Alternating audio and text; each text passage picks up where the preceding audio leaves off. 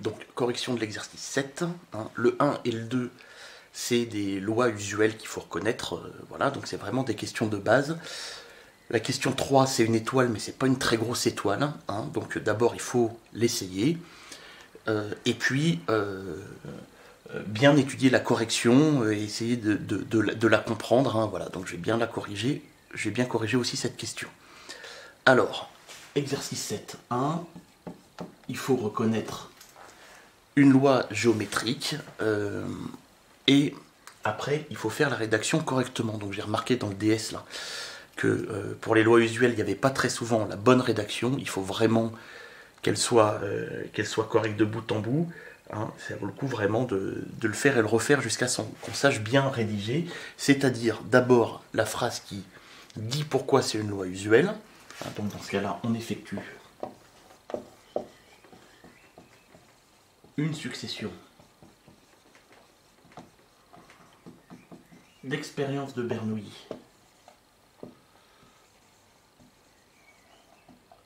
indépendantes de paramètres 1/6 et x compte le rang de premier succès. Voilà, donc phrase par cœur, comme ça elle est bien. Donc x suit une loi géométrique de paramètres 1/6. Et une fois qu'on a dit que c'était une loi usuelle, écrite comme ça, il faut dire à tout prix, obligatoirement, ce que ça veut dire sur x d'oméga et p de x égale k. Donc, alors tiens, ça c'était la question, donc je vais encadrer tout de suite. Donc x de oméga égale n étoile, et pour tout cas appartenant à n étoile, p de x égale k égale 1/6 fois 5/6 puissance k-1. Donc ça c'est la loi, mais je décris ce qu'elle veut dire. On me demande l'espérance et la variance.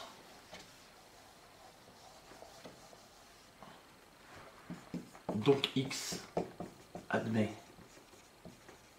une espérance et une variance. Et on a espérance de x égale 1 sur p, donc j'ai écrit d'abord la formule mais en remplaçant p par sa valeur, et ça fait 6. Et la variance, c'est 1 moins p sur p2.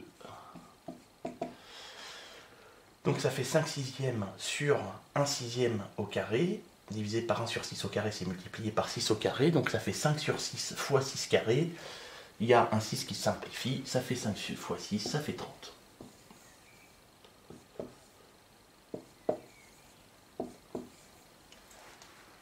Voilà. Je passe au 2.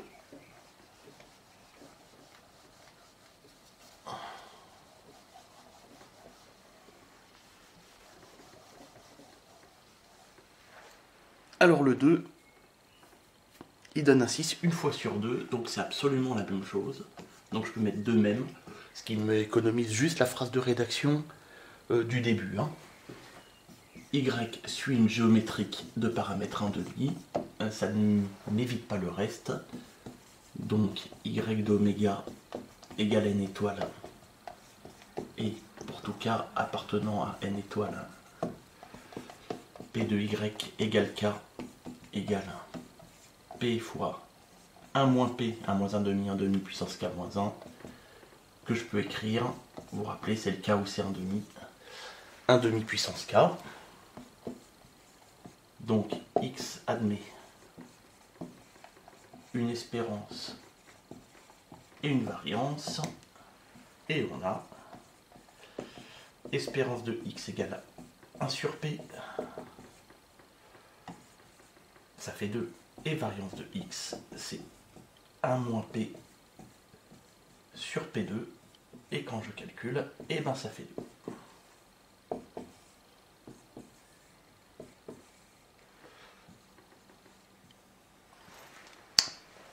Et voilà.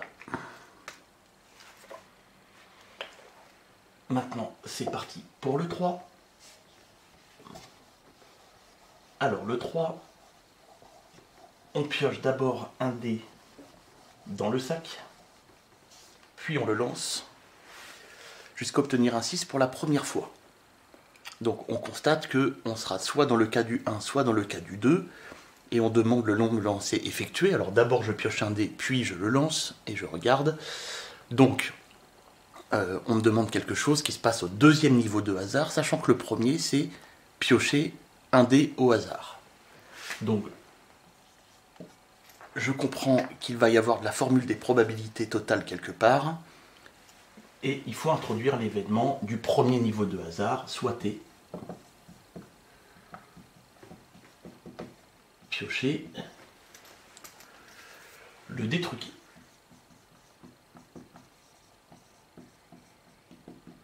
P de T ce sera un quart, P de T bar 3 quarts. Puis on me demande Z, la loi de Z, et puis après son espérance. Alors c'est parti. Donc Z là ce n'est plus une loi usuelle. Donc il faut d'abord Z de oméga et puis P de Z égale K. Alors Z de oméga d'abord. Je pioche un dé au hasard et je le lance jusqu'à obtenir 6 pour la première fois. Je vois que Z de oméga,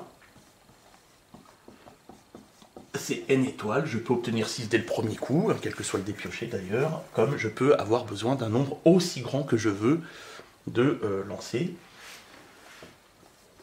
Puis maintenant, soit K appartenant à n étoiles. Et P de Z égale K va dépendre de si j'ai pioché le dé truqué ou pas. Donc, d'après la formule des probabilités totales avec le système complet d'événements TT bar, on a P de Z égale K égale P de T, P de Z égale K, sachant T, plus P de T bar, P de Z égale K, sachant T bar. Voilà. Maintenant, il ne me reste plus qu'à calculer ces 4 valeurs.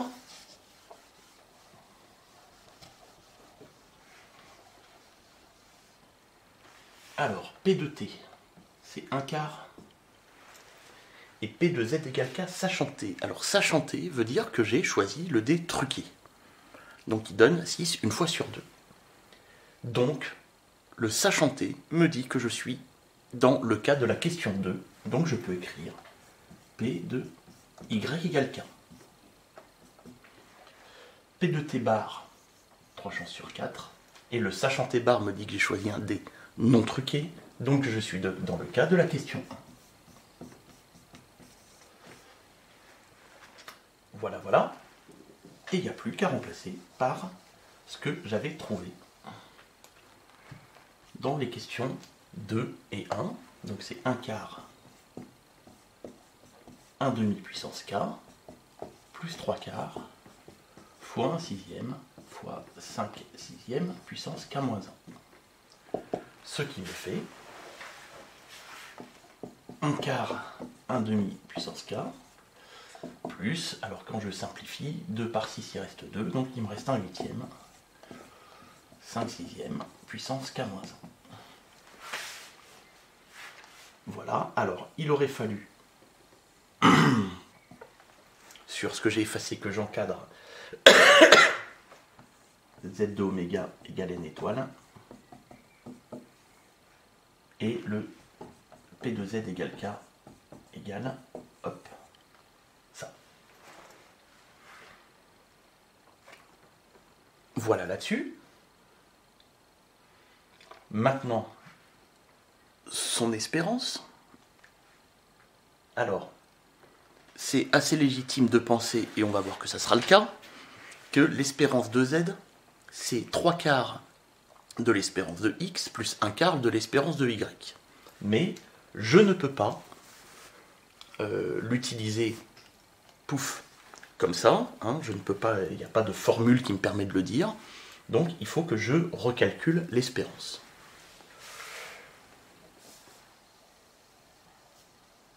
Alors après, je vous montrerai comment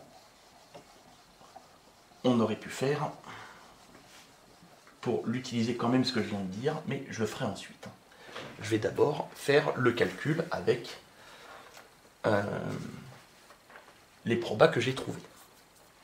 Donc, j'utilise la rédaction pour trouver l'espérance à partir des probas, à partir de la loi, donc sous réserve de convergence, somme pour k allant de 1 à l'infini de k p de z égale k. Voilà ce qu'il faut calculer pour obtenir l'espérance de z, son existence et sa valeur. Ça me fait somme pour k allant de 1 à l'infini de k fois ce qu'on a trouvé, c'est-à-dire 1 quart, 1 demi puissance k, plus 1 huitième, 5 sixième puissance k moins 1, si j'ai bon souvenir. Je vais distribuer le k là-dessus, puis distribuer la somme, et je reconnais k, quelque chose puissance k ou quelque chose puissance k moins 1, ce qui va me donner des géométriques. Alors, des premières dérivées de géométriques, pardon. Allez, je vais faire une petite étape qu'on aurait pu zapper facilement.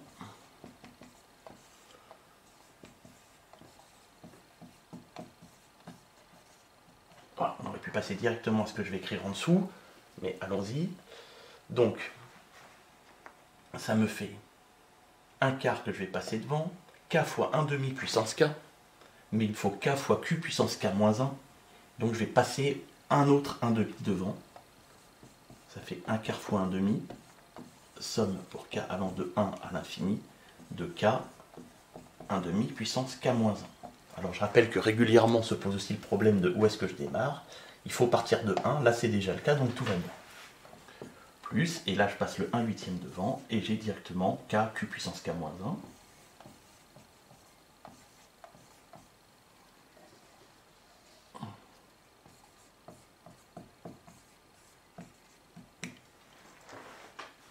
Voilà, voilà. Donc, j'ai bien mes lois usuelles. Il n'y a plus qu'à rédiger mes lois usuelles, mes séries usuelles, pardon. Donc, on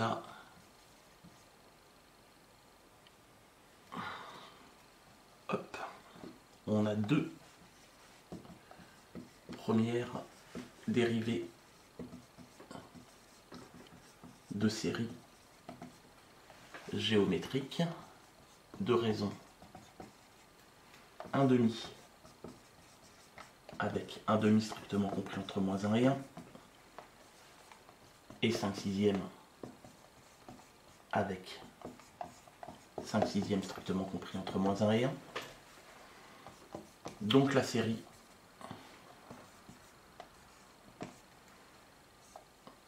converge.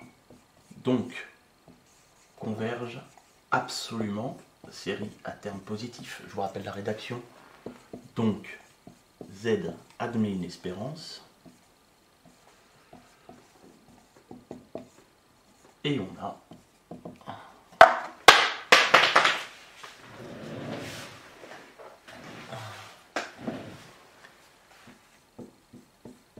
espérance de Z égale, et il n'y a plus qu'à appliquer les formules. Donc je remplace, là ça fait 1 quart fois 1 demi, ça fait 1 huitième, fois 1 sur 1 moins raison au carré,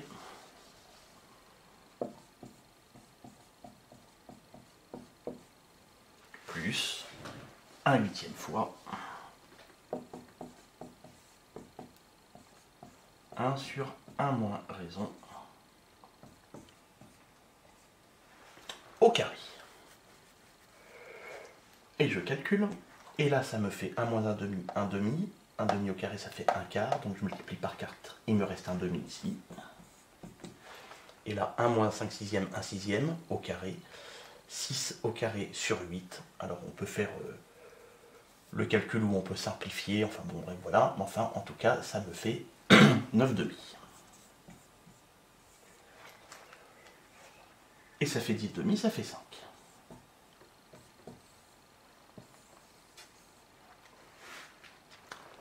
Voilà, voilà.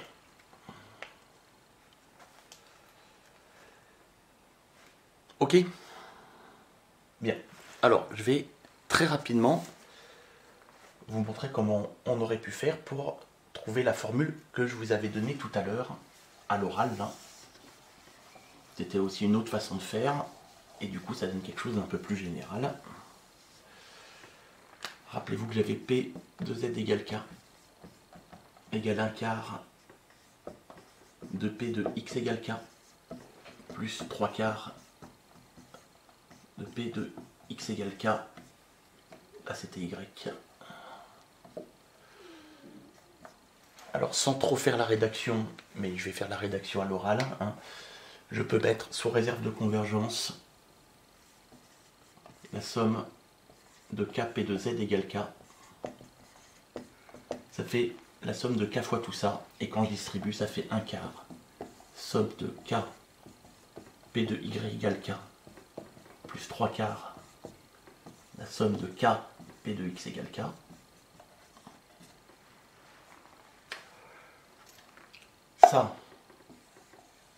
Ça converge et vaut l'espérance de Y, par définition. Alors ça converge, donc converge absolument, enfin ça converge absolument, et ça vaut l'espérance de Y, parce que Y admet une espérance. Et ça converge absolument, et ça vaut l'espérance de X. Et donc, ça converge absolument, donc Z admet une espérance, et l'espérance de Z, c'est 1 quart espérance de Y plus 3 quarts espérance de X. Voilà. Et quand je remplace par ce que j'avais trouvé dans le 2 et dans le 1, bon ça fait bien 2 sur 4, 1 demi, 3 fois 4, 3 sur 4 fois 6, 9 demi, et ça fait bien 5. Voilà. Alors, cette égalité-là, elle se comprend vu le contexte. Bon. Mais pour le démontrer, on n'a pas le choix de faire ceci. Voilà.